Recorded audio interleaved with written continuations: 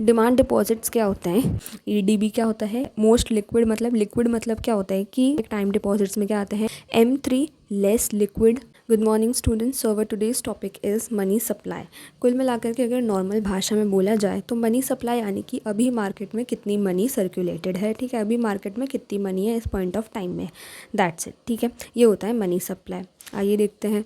Supply of money refers to the amount of money held by the public at any given point of time, ठीक है, यानी कि हमारी जो public है, हमारी जो जनता है देश की, उसके पास कितनी मनी है, ठीक है, कितना पैसा है एक पर्टिकुलर पॉइंट ऑफ टाइम में, ठीक है। सेकेंड टर्म आ जाता है the term public indicates the individuals and business firms operating in a country. अब यहाँ जो पब्लिक वर्ड है इसमें कौन कौन आता है, इंडिविजुअल्स यानी कि हम लोग, हाउस होल्ड्स जिन्हें बोलते हैं, और बिजनेस फर्म्स, ठीक है, बिजनेस को भी हम इसी में काउंट कर लेते हैं कि जितनी भी इंडस्ट्रीज़ हैं, जितने बिजनेस फर्म्स हैं वो भी सब पब्लिक में आएंगे, ठीक है, कि उनके पास और हमारे पास मिला करके कितनी मनी है, ओके।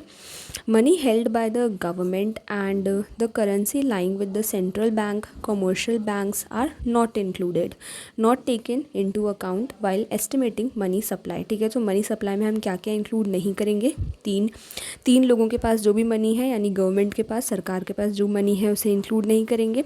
सेंट्रल बैंक यानी कि RBI, उसके पास कितनी मनी है वो भी इंक्लूड नहीं करेंगे मनी सप्लाई में। और थर्ड कमर्शियल बैंक्स के पास, यानी कि कमर्शियल बैंक्स कौन कौन से हो गए, ICICI, HDFC, PNB, ये सब, इन सब के पास भी जितनी मनी है वो भी हम इंक्लूड नहीं करेंगे।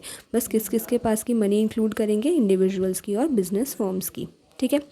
फोर्थ पॉइंट आता है कि it is calculated at a particular time, यानी कि स्टॉक कॉन्सेप्ट हो गया, ठीक है, एक पर्टिकुलर टाइम पे हम जो है मनी सप्लाई को कैलकुलेट करते हैं, तो इसीलिए वो स्टॉक कॉन्सेप्ट है।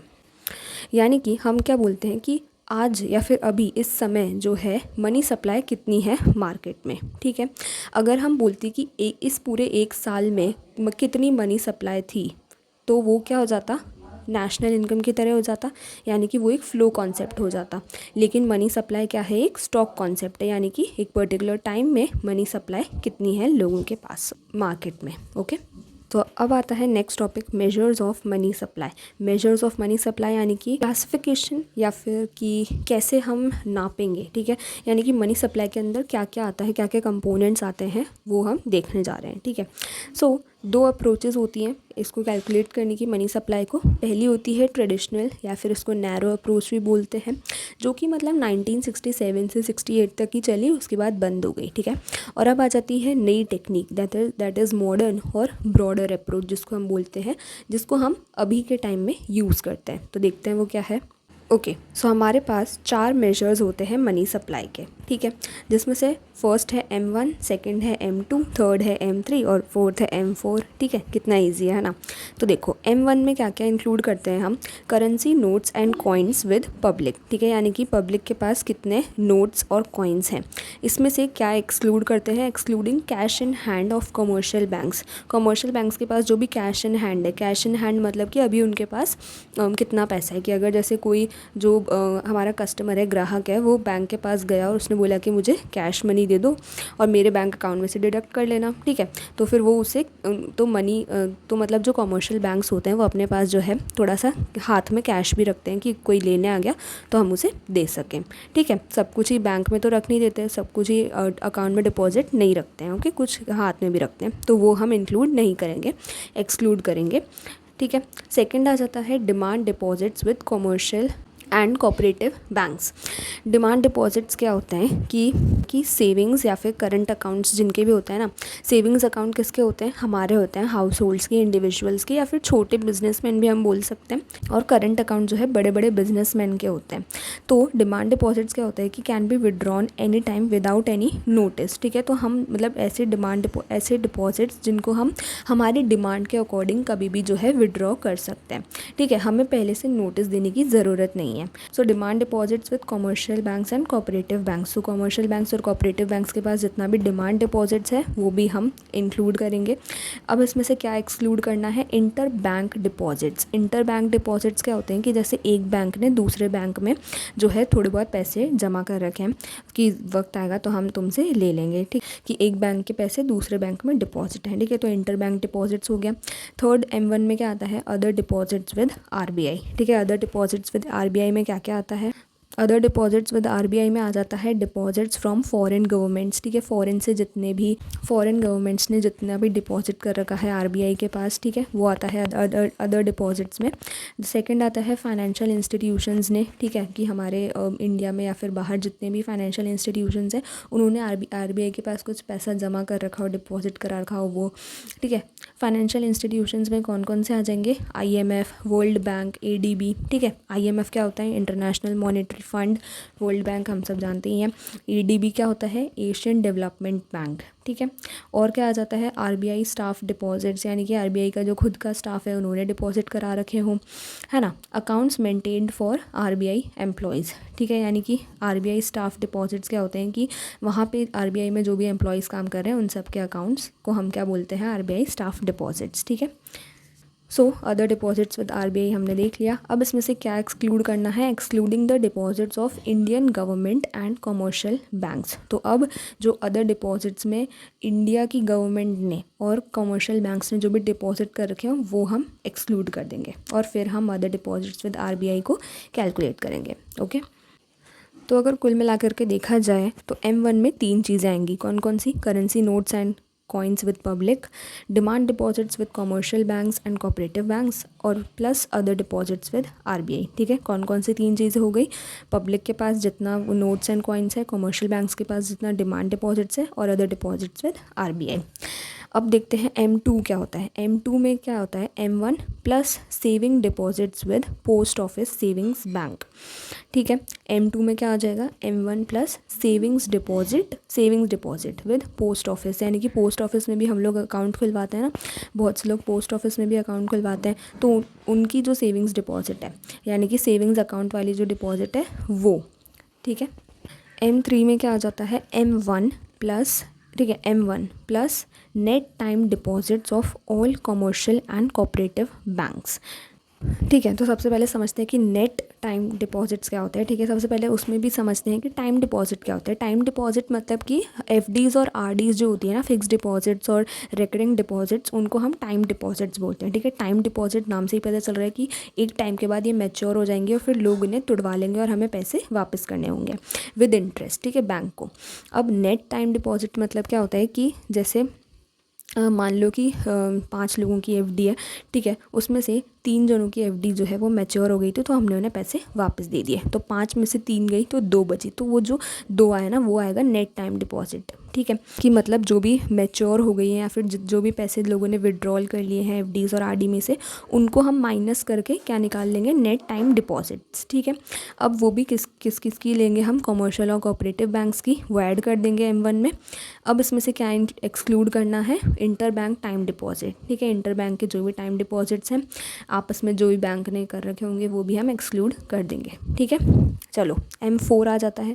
M4 में क्या होता है, M3 एज इट इज़, यानी ये पूरा M3 plus total deposits with post office savings bank, ठीक है, यानी कि पूरी डिपॉजिट्स लेंगे। अब यहाँ पे तो हमने सिर्फ सेविंग्स डिपॉजिट ली थी, लेकिन यहाँ पे हम टोटल डिपॉजिट्स ले लेंगे विद पोस्ट ऑफिस, ठीक है। पोस्ट ऑफिस सेविंग्स बैंक के पास जितनी भी डिपॉजिट्स हैं वो सब ले लेंगे और क्या एक्सक्लूड कर देंगे उसमें से, नेशनल सेविंग्स सर्टिफिकेट, ठीक है। ये अभी हम देखते हैं नेशनल सेविंग सर्टिफिकेट क्या होता है, ठीक है। तो नेशनल सेविंग सर्टिफिकेट को हम अभी आगे समझेंगे, अभी इतना समझ लो कि एक मतलब गवर्नमेंट की कोई सेविंग स्कीम होती है, ठीक है। तो ये हो गया हमारे M1, M2, M3 and M4। M1 में 3 चीज़ें इंक्लूड करेंगे, पब्लिक के पास notes and coins, demand deposits commercial banks के पास, और अदर डिपॉजिट्स आरबीआई, ठीक है। सो आरबीआई, कमर्शियल बैंक्स और पब्लिक के पास जितना है। M2 में क्या आ जाएगा, M1 plus savings deposit with post office के पास जितने भी सेविंग्स डिपॉजिट है। M3 में क्या इंक्लूड करेंगे, M1 plus net time deposits with commercial banks and cooperative banks, और M4 में क्या आ जाएगा, M3 plus total deposits with post office, ठीक है। अब कुछ चीज़ें जो हमें ध्यान में रखनी है, ठीक है, कि जो M1 है उसको हम बोलते हैं, यानी मतलब जो M1 है उसको हम बोलते हैं मोस्ट लिक्विड, ठीक है। मोस्ट लिक्विड मतलब क्या होता है कि कितना कैश अवेलेबल है, ठीक है, कितना इजीली कैश जो है या फिर मनी जो है वो तुम किसी को दे सकते हो। यानी कि जैसे तुम्हारे पर्स में जो है 500 रुपये, तो मैं अगर पूछूँगी कि तुम्हारी लिक्विडिटी कितनी है, तो तुम बोलोगे कि 500 रुपये, ठीक है, कि मतलब कैश, लिक्विड कैश जिसको हम बोलते हैं। लिक्विड मतलब कि जैसे कि बहता हुआ, ठीक है, लिक्विड मतलब कि वाटर, ठीक है। सो कि अभी आपके पास कितना लिक्विड मनी है या फिर कितना लिक्विड कैश है जिसको हम बोलते हैं, ठीक है। चलो, तो M1 और M2 जो है ये नैरो मेजर्स में आते हैं, ठीक है, कि इनमें हम बहुत थोड़ा सा काउंट करते हैं। लेकिन जो M3 और M4 है उन्हें हम ब्रॉड मेजर्स में काउंट करते हैं, कि मतलब इनमें जो है सारी चीज़ें ही इंक्लूड कर लेते हैं, ठीक है, इसलिए ब्रॉड मेजर्स बोला गया है। जो M4 है वो लीस्ट लिक्विड है और जो M1 है वो मोस्ट लिक्विड है, ठीक है। 1 मार्क में आ जाता है तो याद रखना। M1 यानी मोस्ट लिक्विड, यानी कि फटाफट से हम कैश में कन्वर्ट कर सकते हैं उसको, और M4 यानी लीस्ट लिक्विड, यानी कि हम उसे फटाफट से कैश में कन्वर्ट नहीं कर सकते हैं, ठीक है। 4 मेजर्स हैं, ठीक है, मनी सप्लाई के। किसने बनाए हैं? ये RBI ने बनाए हैं, ठीक है। क्वेश्चन आता है कि किसने दिए हैं ये 4 मेजर्स, तो हम बोलेंगे RBI ने दिए हैं, ठीक है। M1 में आ जाता है। M1 को हम क्या बोलते हैं? नैरो मनी, जैसा कि था। और क्या बोलते हैं? ट्रांजैक्शन मनी भी हम इसको बोलते हैं। ट्रांजैक्शन मनी क्यों? क्योंकि हम इसमें क्या काउंट करते हैं कि पब्लिक के पास कितना है, कॉमर्शियल बैंक्स के पास कितना है और RBI के पास कितना है। तो इसीलिए ट्रांजैक्शन हम करते हैं ईजीली, पब्लिक ट्रांजैक्शन करती है, बैंक्स करते हैं, तो इसलिए ट्रांजैक्शन मनी बोला गया है, ठीक है। डिमांड डिपॉजिट्स हमने पढ़ ही लिया कि सेविंग्स और करंट अकाउंट्स में जो भी सेविंग्स और करंट अकाउंट्स वाले जब भी उनकी इच्छा हो तब वो विड्रॉ कर सकें पैसे और उन्हें पहले से कोई नोटिस नहीं देना पड़े, ठीक है। ये क्या होता है? मोस्ट लिक्विड हो गया, ठीक है, कि मतलब सेविंग्स अकाउंट और करंट अकाउंट के लोगों को जो है पैसों की ज़रूरत थी तो उन्होंने फटाफट से विड्रॉ करा लिया, तो देखो मोस्ट लिक्विड हो गया ना, कि फटाफट से कैश में कन्वर्ट करा लिया, ठीक है, यानी कि ये ज़्यादा लिक्विड है। अदर डिपॉजिट्स विद RBI हमने पढ़ ही लिया है। M2 जो है वो लेस लिक्विड है थोड़ा, यानी M1 से थोड़ा लेस लिक्विड है, ओके। लेस लिक्विड क्यों है? क्योंकि not easily accessible as bank deposits, ठीक है, बैंक डिपॉजिट्स की तरह फटाफट से हमें अवेलेबल नहीं हो पाता है। विड्रॉल लिमिट्स और रिस्ट्रिक्शंस, इसमें क्या होता है? थोड़ी सी विड्रॉल लिमिट्स होती हैं, रिस्ट्रिक्शंस होते हैं, ठीक है। रिस्ट्रिक्शंस क्यों होते हैं? क्योंकि इसमें हम क्या इंक्लूड करते हैं? Savings deposit with post office, ठीक है, कि पोस्ट ऑफिस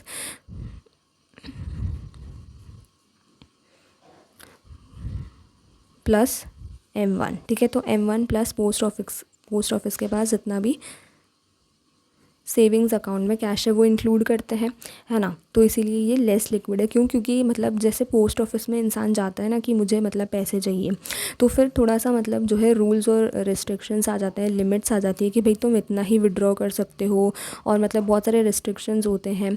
पहले तो उसको विज़िट करना पड़ेगा पोस्ट ऑफिस फिज़िकली, ठीक है। अब देखो ऊपर क्या हो रहा था, मोस्ट लिक्विड क्यों था? क्योंकि हम जो है मतलब करंट अकाउंट, अब जो करंट अकाउंट है बड़े बड़े बिजनेसमैन का होता है, तो अब वो एक फ़ोन करेंगे और जो है उनको मतलब डिमांड डिपॉजिट्स मिल जाएंगे, ठीक है, तो इसीलिए मोस्ट लिक्विड है। लेकिन पोस्ट ऑफिस में क्या होगा कि उनको जो है फिज़िकली आना पड़ेगा और तब जाके बहुत सारे पेपर्स वगैरह साइन करने होंगे, उसमें भी लिमिट रहेगी कि इतने ही आप विड्रॉ कर सकते हो एक टाइम में, इससे ज़्यादा नहीं, तो फिर उनको दिक्कत होती है। तो इसलिए लेस लिक्विड माना गया है कि हाथों हाथ हमें कैश में जो है पैसा नहीं मिलता है, लेकिन जो M1 है उसमें आपको मिल जाता है, ठीक है। अब आ जाते हैं M3 पे। M3 को हम क्या बोलते हैं? ब्रॉड मनी बोलते हैं, एग्रीगेट मॉनेटरी रिसोर्सेज भी बोलते हैं, यानी कि हम इसमें क्या करते हैं? एग्रीगेट ले लेते हैं, एवरेज ले लेते हैं, किसका? मॉनेटरी रिसोर्सेज का, सारे मॉनेटरी रिसोर्सेज का। M3 क्या होता है? फिर से रिवाइज कर लेते हैं। M1 plus net time deposits of commercial banks, ठीक है, कॉमर्शियल बैंक्स, ठीक है। So overall money supply in the economy, इससे हमें क्या पता चल जाता है कि ओवरऑल मनी सप्लाई कितनी है इकोनॉमी में, ठीक है। और टाइम डिपॉजिट्स में क्या क्या आता है? FDs and RDs। Net time deposits क्या होते हैं? After adjusting for any withdrawals और मैच्योरिटीज़, ठीक है, ये मैंने आप लोगों को समझा ही दिया है। M4 में क्या आता है? Broad major. M4 को हम क्या बोलते हैं? ब्रॉडेस्ट मेजर बोलते हैं। ब्रॉडेस्ट यानी कि इसमें सब कुछ आ गया, सबको इंक्लूड कर लिया, ठीक है। ब्रॉडेस्ट मेजर की बोलते हैं M4 को, क्योंकि इसमें टोटल मॉनेटरी एसेट्स आ जाती है, ठीक है, बहुत मतलब सारी ही मॉनेटरी एसेट्स आ जाती हैं, क्योंकि देखो इसमें क्या क्या इंक्लूड होता है? M3 plus total deposits with post office, ठीक है, total deposits with post office, ठीक है। सो टोटल डिपॉजिट्स यानी पोस्ट ऑफिस के पास जितनी भी डिपॉजिट्स हैं वो सब आ गए, तो इसका मतलब ये ब्रॉडेस्ट मेजर हो गया ना। और M3 में क्या था? M1 plus net deposits of commercial bank, तो आपने कॉमर्शियल बैंक्स के भी सारे जो है टाइम डिपॉजिट्स ले लिए और पोस्ट ऑफिस के भी सब ले लिए। और M1 में क्या आता है, पब्लिक के पास, RBI के पास और कॉमर्शियल बैंक्स के पास जितना मनी है, तो मतलब कुल मिलाकर के पूरा ही मनी जो है इंक्लूड हो गया, सारा मनी सप्लाई इंक्लूड हो गया कि कंट्री में कितना है। ठीक है, अब देखो नेशनल सेविंग सर्टिफिकेट क्या होता है कि नेशनल सेविंग सर्टिफिकेट जो होता है, इसको शॉर्ट फॉर्म में हम NSC बोलते हैं। ठीक है, मनी सप्लाई में इसको हम डायरेक्टली इंक्लूड नहीं करते हैं, लेकिन ये एक पार्ट है। क्यों? क्योंकि ये क्या है, गवर्नमेंट की सेविंग स्कीम है। इसमें क्या होता है कि फ़िक्स डिपॉजिट्स है ना, फ़िक्स डिपॉजिट्स में इन्वेस्ट कर दो मनी को, या फिर पोस्ट ऑफिस में इन्वेस्ट कर दो 5 ईयर्स के लिए, या फिर तो इसमें हमें क्या मिलता है, गारंटीड रिटर्न मिलता है। ठीक है, कि मतलब क्योंकि अब ऑब्वियसली गवर्नमेंट की सेविंग स्कीम है तो आपको गारंटीड रिटर्न मिलेगा, तो लोग क्या करते हैं, इन्वेस्ट कर देते हैं। ठीक है, तो मतलब जो नेशनल सेविंग सर्टिफिकेट है, NSC है, वो एक तरीके से लॉन्ग टर्म सेविंग्स अकाउंट की तरह वर्क करता है। ठीक है, फिर यहाँ पे लिक्विडिटी का भी मैंने मीनिंग लिखा हुआ है। लिक्विडिटी मतलब क्या होता है कि easy money accessible for transactions. ठीक है, कि आपको जो भी ट्रांजैक्शंस करने हैं उसके लिए आपको ईजिली मनी अवेलेबल हो पा रही है। ठीक है, कैश जो है वो मोस्ट लिक्विड माना गया है, और जो टाइम डिपॉजिट्स हैं उनको लेस लिक्विड माना गया है। ठीक है, टाइम डिपॉजिट्स में क्या आते हैं, FDs और RDs, तो उनको हमें जो है मतलब मैच्योर कराने में टाइम लगता है ना, उनकी फिक्स्ड एक मैच्योरिटी डेट होती है, तो इसीलिए हम उन्हें फटाफट से जो है लिक्विड में कन्वर्ट नहीं कर सकते हैं, कैश में कन्वर्ट नहीं कर सकते हैं, इसलिए वो लेस लिक्विड होते हैं। ओके, अब लास्ट में फटाफट से अगर हमें रिवाइज़ करना हो तो हम कैसे करेंगे और लिक्विडिटी कैसे पता करेंगे। देखो, M1 जो है उसमें currency plus demand deposits plus RBI deposits. ठीक है, यानी पब्लिक के पास जितने करेंसी और नोट्स हैं, डिमांड डिपॉजिट्स कॉमर्शियल बैंक्स के पास कितने हैं, और RBI के पास अदर डिपॉजिट्स कितने हैं, वो सब क्या है, मोस्ट लिक्विड है। ठीक है, सो M1 most liquid, M2 slightly less liquid है M1 से, M3 लेस लिक्विड और इसको हम ब्रॉड मनी भी बोलते हैं, और M4 लीस्ट लिक्विड यानी सबसे कम लिक्विडिटी है इसकी, और इसको हम वाइडेस्ट मेजर भी बोलते हैं क्योंकि इसमें सब कुछ इंक्लूड कर लेते हैं। ठीक है, M2 में क्या क्या आ जाता है, M1 प्लस यानी M1, यानी ये तीनों तो ऐड होंगे ही सही, M1 तो आएगा ही आएगा, लेकिन साथ में पोस्ट ऑफिस सेविंग्स डिपॉजिट्स भी इंक्लूड करेंगे। ठीक है, M3 में क्या क्या आ जाएगा, M1 तो आएगा ही आएगा, प्लस टाइम डिपॉजिट्स यानी कि FDs और RDs ये भी इंक्लूड होंगी, और M4 में क्या क्या आ जाएगा, M3 यानी ये पूरा, plus total post office deposits. ठीक है, याद रखना यहाँ पे post office deposits and savings deposits, और यहाँ पे टोटल पोस्ट ऑफिस डिपॉजिट्स। ठीक है, थैंक यू, मिलते हैं नेक्स्ट वीडियो में।